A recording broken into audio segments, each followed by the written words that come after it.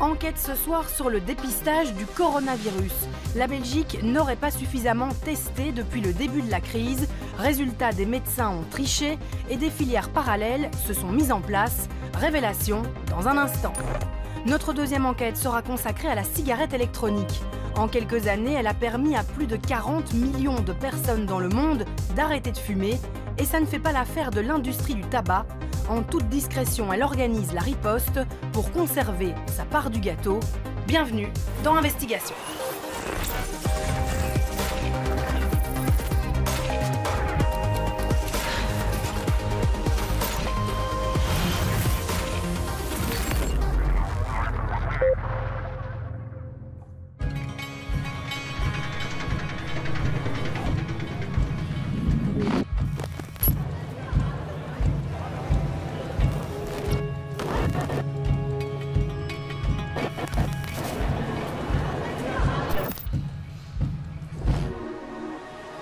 Bonsoir à tous, ravi de vous retrouver, j'espère que vous allez bien.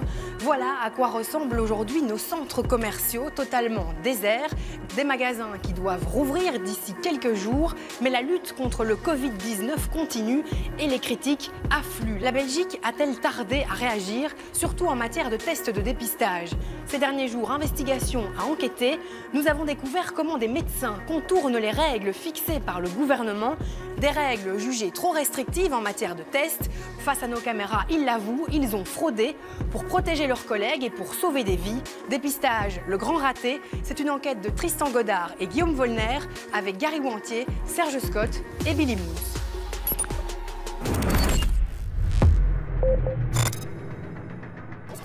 Donc là, je vais introduire l'écouvillon dans le nasopharynx, recueillir quelques cellules et le virus si nécessaire, s'il est là, et puis voilà, et c'est fini.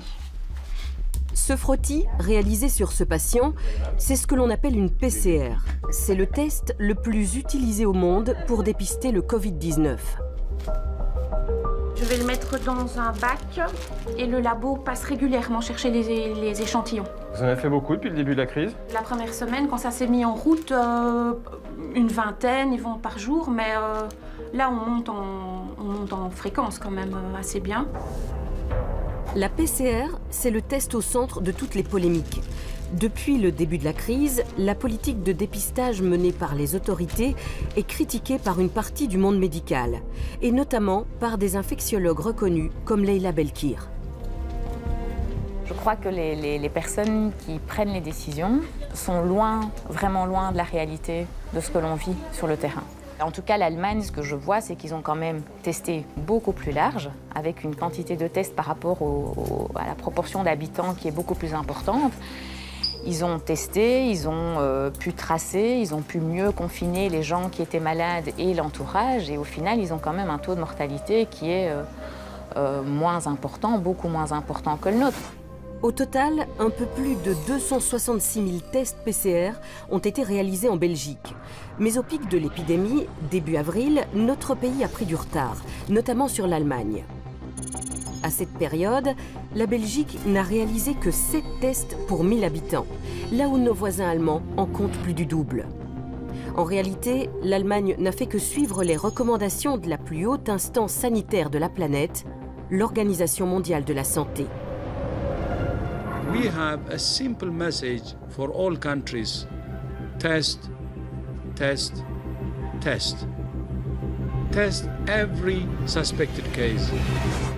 Un message en apparence simple, tester tous les cas suspects. Pourtant, la Belgique a choisi une stratégie différente. Trier, trier, trier. Trier la population, les professionnels de la santé et les collectivités. En clair, pas de dépistage si des critères médicaux bien précis ne sont pas remplis. Et ces critères ont été fixés par les autorités sanitaires du pays et coordonnés par Cienzano, l'Institut scientifique de santé publique. Le 16 mars, le directeur général de l'OMS dit dedans qu'il faut tester, tester, tester. On est le 16 mars et tester chaque cas suspect. Qu'a fait la Belgique? La Belgique a testé toutes les personnes qui nécessitaient des soins. Mais pas toutes les personnes Mais pas toutes les personnes qui présentaient des symptômes. Est-ce que ça veut dire que la Belgique, finalement, a pris une autre direction que celle... Alors, l'OMS, elle donne les grandes lignes. Elle dit peut-être ce qui serait l'idéal de faire. Mais dans toute recommandation, il y a la mise en pratique. La pratique, la voici. Les critères de dépistage pour la population sont clairs. Pour pouvoir être testé, un patient doit présenter des symptômes respiratoires aigus, mais surtout nécessiter une hospitalisation. Et vous allez voir, cela change beaucoup de choses. Pour le comprendre, il faut se rendre devant les hôpitaux du pays, comme ici, aux cliniques universitaires Saint-Luc à Bruxelles, où des centres de tri ont été installés. Au début de l'épidémie, rares sont les patients à pouvoir avoir droit à un frottis. Au départ, les gens qui venaient à l'antenne, ils voulaient se faire frotter clairement. Mais malheureusement, les critères n'étaient pas suffisamment explicites pour eux. Si vous avez de la fièvre et ou des symptômes respiratoires, alors vous serez pris en charge. Mais, et c'est bien ce qu'on met ici, le dépistage ne sera pas réalisé si vous n'avez pas de maladie sévère ou chronique, à savoir si vous n'avez pas un critère d'hospitalisation. Donc ça veut dire que vous serez probablement Covid positif, détecté par le médecin comme étant Covid positif, mais vous n'aurez pas le dépistage. Mais est-ce qu'on a été trop dur dans les critères au début? Je pense qu'on a été extrêmement strict dans les critères au départ, et ça, en tout cas, c'est pas moi qui le dis, ce sont les infectiologues qui le disent, qui sont les vrais experts en la matière.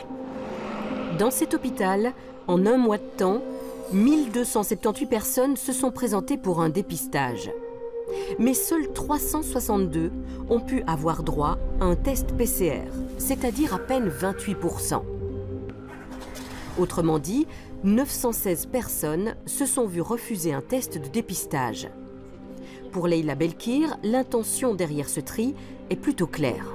Je crois que les critères ont été faits de nouveau dans un but de limiter les testings.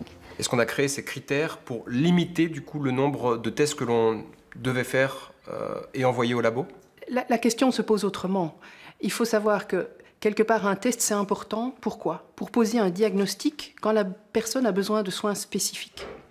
Et donc la capacité était limitée, certes. Donc il fallait prioriser vers qui on allait faire ces tests. À partir du moment où c'est une question de diagnostic, c'est parce qu'il y a des soins qui doivent être donnés. Et donc, ça paraissait logique que la priorité des tests soit attribuée aux personnes qui nécessitaient une hospitalisation, c'est-à-dire des personnes qui allaient avoir besoin de soins aigus. Mais en aucune manière, on a voulu prendre de risques. C'est-à-dire qu'on a dit aux personnes qui étaient malades, vous vous auto-isolez, vous restez à la maison, parce que si vous circulez, vous risquez de contaminer d'autres personnes.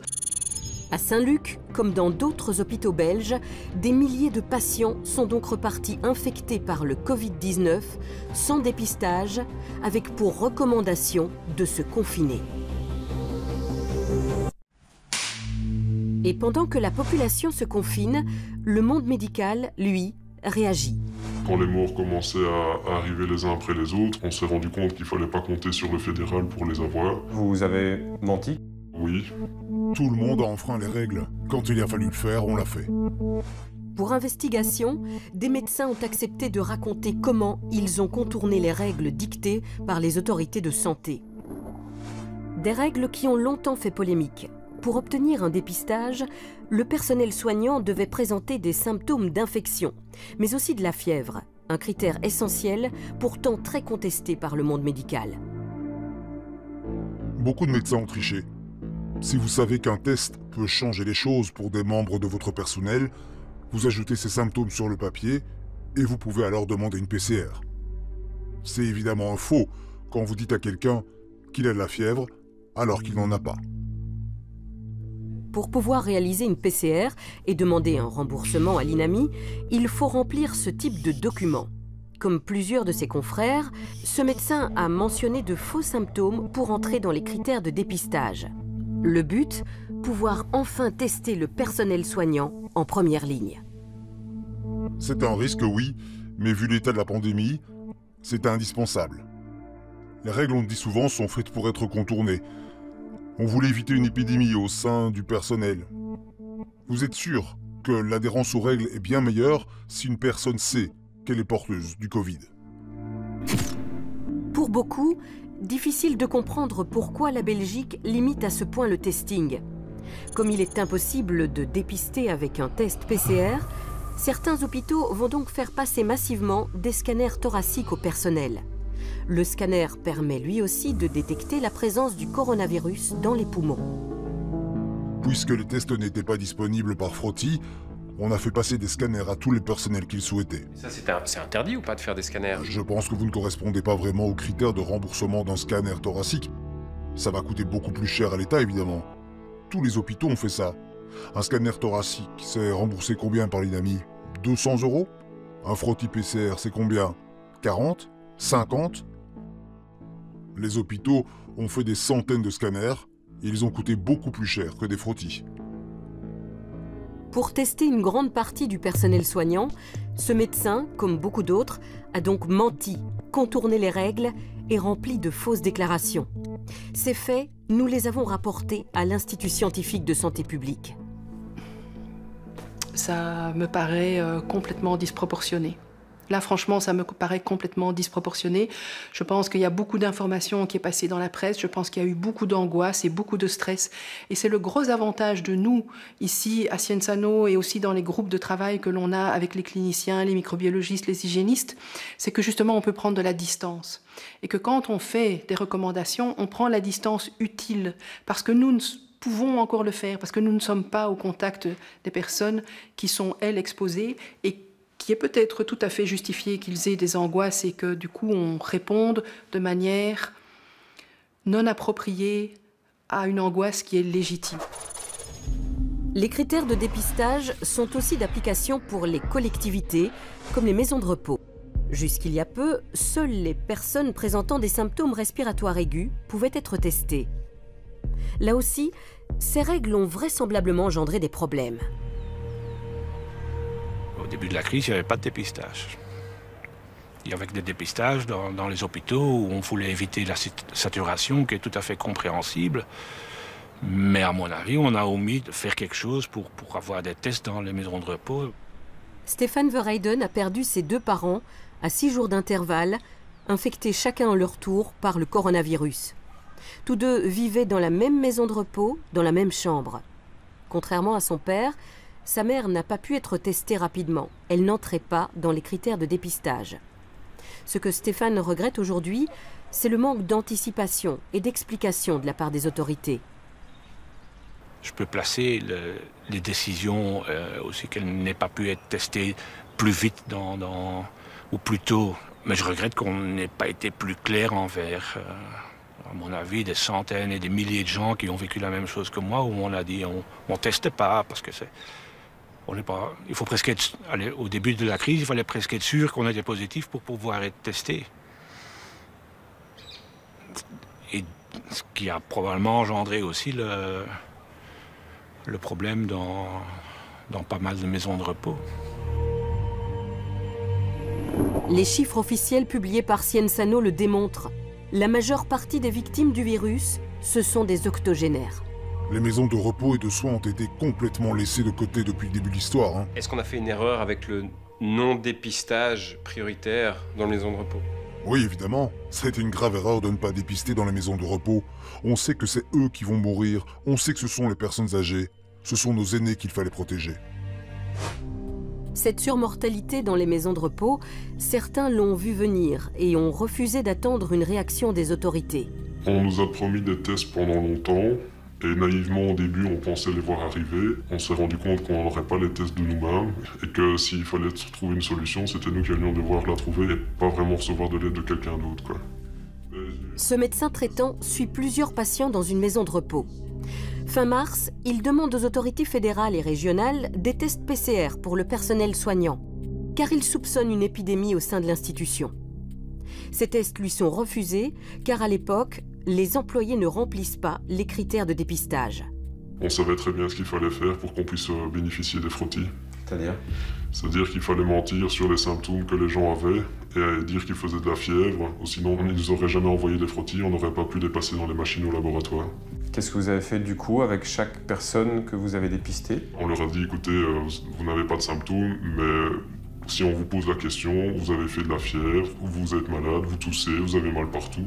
On s'est dit, il vaut mieux ça, mentir et protéger les gens qui sont peut-être porteurs et qui s'ignorent, parce que sinon on estimait que c'était de la non-assistance à personne en danger que de ne pas le faire. 3 jours plus tard, les résultats des tests tombent. Sur les 48 membres du personnel soignant, un tiers d'entre eux sont positifs au Covid-19. Aucun ne présentait de symptômes. Ce sont quoi vos conclusions du coup quand vous recevez ces tests-là à ce moment-là? On est content d'avoir menti sur les tests, sinon on n'aurait pas pu prévenir ces personnes-là du personnel et protéger leur famille et les protéger elles. Parce qu'une fois qu'elles rentraient chez elles, elles retiraient leur masque, elles ne se protégeaient pas et elles auraient pu transmettre ça à leurs enfants, à leurs maris, à leurs compagnons, sans savoir.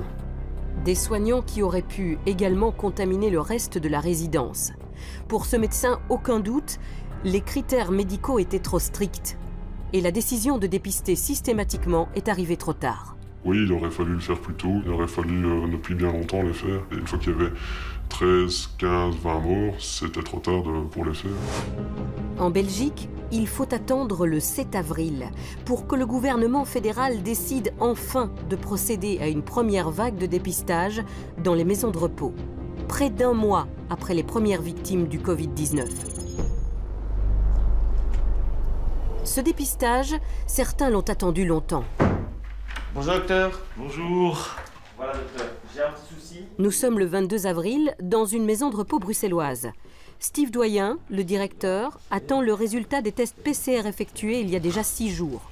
Avec le médecin coordinateur et devant notre équipe, il découvre les cas positifs au sein de son personnel et de ses résidents. Voilà, on en a, ah ben voilà, 1, 2, 3, 4, 5, 6, 7, 8, 9, 10, 11, 12, 13. 13 sur la première vague Sur 150, 13 sur 153. Sur les 153, donc ouais. 13 sur 153. 7 membres de personnel. 7 membres de personnel. Et 6 résidents. Bah, il faut directement leur dire, hein. 7 membres de personnel. Et comment tu sais? Ah, tu as les noms. Bah, oui, j'ai vu. Bah, t'as vu les noms? Il y a des noms qui attirent votre attention ou pas? Les veilleurs de nuit. Ouais. Oui, parce que les veilleurs de nuit, s'ils sont malades et qu'ils ne viennent pas travailler, il faut. C'est pas des gens qui ont facilement aller faire remplacer quoi. Et il y en a quasi. Ouais, Madame Mouns, ouais. C'est des gens qui sont pas. Et j'ai 2 étudiants là-dedans. 2 étudiants qui sont venus donner un coup de main. Et dans les résidents, ouais, ce qui m'inquiète, ce sont des gens qui vivent.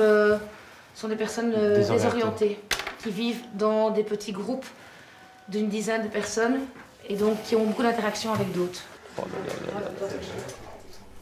Rapidement, le directeur doit décider de la prise en charge de plusieurs résidents. Et il doit également prévenir les personnes contaminées. Elle était positive, retour de l'hôpital. À mon avis, ils ont dû s'infecter le fait qu'elle était l'un à côté de l'autre. Elle n'était pas bien, c'est ça qu'on a descendu. Ouais. Donc on a vraiment ça, et là, la dernière c'est Madame qui est pas bien non plus. On n'hospitaliserait pas là. Elle est pas bien, on doit faire demain une prise de sang chez elle. Franchement, quoi, on je prends pas de risque parce que quand je vois samedi comme la dame à midi elle était nickel et qu'en quelques heures elle a désaturé à 58. En quelques minutes à peine, toute la résidence se réorganise. Oui. Je suis désolée de te réveiller, je sais que tu as fait la nuit. Hein. J'ai enfin les résultats des tests. D'accord. Et tu es positif. Ah bon? Oui. Tu as des symptômes? Non, mais pas. J'ai même pas été malade, j'ai rien eu en fait. J'ai pas eu de fièvre, etc. Donc, Mais malheureusement, tu étais positif. Donc, ce que je te propose, c'est de ne plus faire la dernière nuit ici. Tu avais encore une nuit à faire. Après le veilleur de nuit, c'est au tour de l'un des 2 étudiants infirmiers contaminés d'être informé des résultats de son dépistage. Donc voilà, on a fait le test et t'es malheureusement positif. Oh mon Dieu! Ouais, je sais pas quoi faire là. Tu n'es pas été en contact avec ta famille? Mais malheureusement, je reste très loin d'eux, 1,50 m à chaque fois, même plus loin. J'essaie d'avoir aucun contact avec eux, j'espère que ça suffit. Non, franchement, c'est pas cool. C'est pas cool. Rentre chez toi. Est-ce que tu veux quelques masques, que je te donne quelques masques pour si tu dois le temps près de ta famille? Je te donnais un petit peu de masques pour chez toi. Reste bien en quarantaine chez toi un maximum. Ça, on va te donner tout le matériel qu'il te faut, mais pour te protéger toi et ta famille. Cet étudiant craint que le virus se soit propagé au sein de son domicile. Sa mère a notamment continué à travailler à l'extérieur. Je me sens vraiment bizarre, je sais pas comment dire. Je dois rentrer à la maison, tout ce que je sais, je dois me reposer, c'est tout. Rester en quarantaine, ne plus sortir, faire attention à ma famille, faire attention à tout le monde en fait. Mais c'est vrai que j'aurais aimé quand même avoir le dépistage plus tôt, ça c'est sûr et certain. Mais je sais que c'est pas la faute de la résidence et... on sait pas.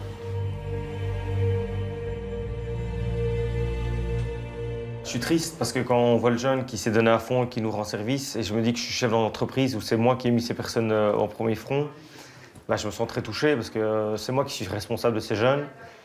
Et quand je vois qu'il est vraiment touché également, ça nous fait mal, ça nous fait peur. Et on est fâché parce que ça vient trop tard. C'est pas normal qu'on doit attendre 6 jours pour avoir des résultats, qu'on ne nous explique pas les bonnes procédures. On a perdu du temps, on aurait pu agir avant. Maintenant, est-ce qu'il y en a d'autres qui ont été infectés entre-temps? C'est une maladie ou c'est la course contre la montre tous les jours, donc c'est pas facile. Je vous sens ému, non? Ouais, mais je suis quelqu'un de très émotif, hein, donc c'est en prise familiale, donc c'est très difficile pour nous et ça me fait de la peine pour eux.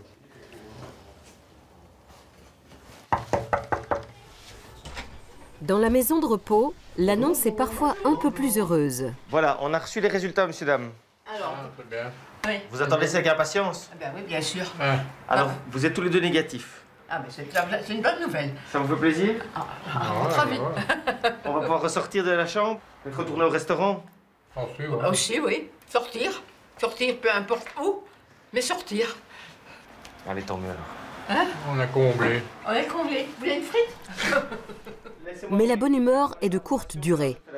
Si la résidence de Steve Doyen ne compte que 13 contaminations, tout le monde n'a pas pu être testé. Des employés ont été oubliés dans le calcul des tests de dépistage. On a reçu 153 tests. Alors il faut savoir qu'on a 120 résidents, plus 100 membres de personnel, plus une résidence-service avec 17 appartements, avec des couples. Donc j'avais demandé plus ou moins 210 tests. Et on m'en a donné 153. Et l'explication qu'on m'a donnée, c'est on a calculé les équivalents temps plein. Donc j'ai demandé au gouvernement, qu'est-ce que je fais pour les mi-temps? Docteur, il fait une narine chacun ou comment on fait? Parce que bon, 2 mi-temps représentent 2 tests et pas un test. Alors on a pris les devants parce qu'on ne peut pas rester comme ça et je n'ai pas de réponse du gouvernement pour me demander si je vais recevoir 40 tests supplémentaires. Et hier, j'ai dû contacter un labo privé en m'engageant auprès du labo à payer moi-même les tests supplémentaires pour avoir ces 40 tests. Pour assurer la sécurité de son personnel et de ses résidents, Steve Doyen a payé 3 000 €, un montant qui ne lui sera pas remboursé. Reste ce constat, en Belgique, 53% des personnes décédées du Covid-19 résidaient dans des maisons de repos. Le testing plus du matériel nécessaire, arrivé plus tôt et en plus grand nombre dans les maisons de repos, aurait pu éviter une catastrophe sanitaire, comme certains l'appellent dans les homes, dans les maisons de repos. Je ne peux pas refaire l'histoire. Je pense qu'on a découvert petit à petit tout ce qui était nouveau dans cette épidémie. Et donc on a chaque fois essayé de réagir au mieux avec les moyens qui existaient. Et que certainement, à certains moments, ces moyens n'étaient peut-être pas suffisants ou peut-être qu'on n'a pas été assez vite. Et certainement, il faudra qu'on apprenne de cette pandémie. Mais c'est vraiment la première fois, après 20 années d'activité dans la surveillance des maladies infectieuses, c'est vraiment la première fois qu'on se retrouve face à une épidémie de cette ampleur et de cette sévérité. La Belgique vit une situation de crise et la peur d'une pénurie de tests a donc motivé nos autorités sanitaires à instaurer des règles strictes, notamment en termes de laboratoires autorisés à réaliser ces tests. Ce labo privé, par exemple, s'est rapidement proposé pour réaliser des PCR via ses filiales à l'étranger. Mais l'État a refusé leur proposition. En fait, on a envoyé un mail et on nous a dit merci, mais on vous recontactera plus tard. Ah ouais? C'est plus ou moins ça, oui. Ça, c'est envoyé le 23 mars chez Cienzano, où on propose nos tests PCR. C'est quoi la réponse du gouvernement? Étant donné que ce sont des tests qui sont faits à l'étranger, ils ne rentreraient pas dans les conditions INAMI pour les remboursements, puisqu'ils ne répondraient pas aux critères d'acceptabilité de Cienzano pour l'accréditation, et du coup, que ces PCR ne seraient pas remboursés par l'INAMI. Certaines maisons de repos, elles, n'ont pas hésité. C'est dans ce genre de labo privé que plusieurs institutions ont commandé des tests de dépistage au Covid-19. Des échantillons belges qui seront analysés en dehors de notre pays. Pour tester par exemple quelqu'un qui travaille dans une maison de repos en Belgique, vous allez peut-être envoyer ce test? On va peut-être l'envoyer, s'il ne rentre pas dans les critères, on va l'envoyer à l'étranger. Soit en Allemagne ou en Espagne. On envoie des tests fin de journée, le lendemain c'est réalisé. Chez nous, une sorte de circuit parallèle a donc vu le jour. Du testing en dessous du radar des autorités sanitaires. Une brèche dans laquelle se sont engouffrées plusieurs sociétés. C'est le cas de ce service d'ambulancier dirigé par Noël Coton. Ce jour-là, il réalise des tests au sein d'une maison de repos. Tout se passe dans le cadre du dépistage systématique prévu par le gouvernement. Voilà, super. Attendez, je dois faire le nez. Désolé.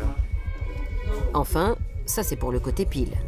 Car pour le côté face, c'est un peu différent. Nous sommes capables de faire des dépistages ou en entreprise également, ou alors, donc, comme il y a déjà des entreprises qui ont fait des demandes chez nous pour des testings, ou alors les personnes qui se présentent chez nous à Clinicare. Ça veut dire que vous allez plus loin que les mesures du gouvernement? On va plus loin que les mesures du gouvernement dans le sens où on dépiste tout le monde. Si vous entendez parler de pénurie depuis le début de la crise, oubliez tout ou presque. Pour M. Coton, ce n'est pas vraiment un problème. Sa société, qui travaille avec un important laboratoire anversois reconnu par les autorités sanitaires, teste à volonté. Quelqu'un se présente chez vous dans vos laboratoires, là où il y a les consultations, et même il n'a aucun symptôme du coronavirus, il peut se faire dépister? Il peut se faire dépister à sa demande, effectivement. Et donc vous êtes en capacité de dépister n'importe qui? On est en capacité de dépister n'importe qui. Pourquoi? Parce qu'on a la possibilité d'avoir suffisamment de prélèvements auprès de notre laboratoire. Montant du test, 29 €, plus le prix d'une consultation chez le médecin, prise en charge par l'INAMI. Un prix défiant toute concurrence sur le marché. Oui, n'importe qui peut se faire tester. Qu'importe Sciensano et ses recommandations. D'ailleurs, étonnamment, nous leur apprenons l'existence de ces testings à volonté, réalisés au sein même d'un labo agréé. Vous m'apprenez quelque chose, je ne savais pas que ça existait. C'est regrettable. Que puis-je dire d'autre? Je veux dire, on est dans... Mais c'est pas interdit, finalement. Tout le monde peut faire une PCR. Je veux dire, si le patient souhaite payer pour une PCR et qu'il existe un circuit parallèle pour le faire, voilà, je veux dire... que dire d'autre? C'est regrettable. Plutôt moralement, alors, à ce moment-là.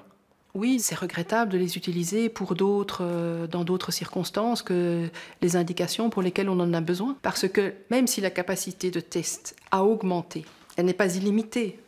Donc, si on teste des personnes qui ne répondent pas aux critères qui sont identifiés comme ceux qui nécessitent en priorité d'être testés, et qu'on les utilise pour des personnes qui ne le nécessitent pas, on risque de priver ceux qui en ont vraiment besoin.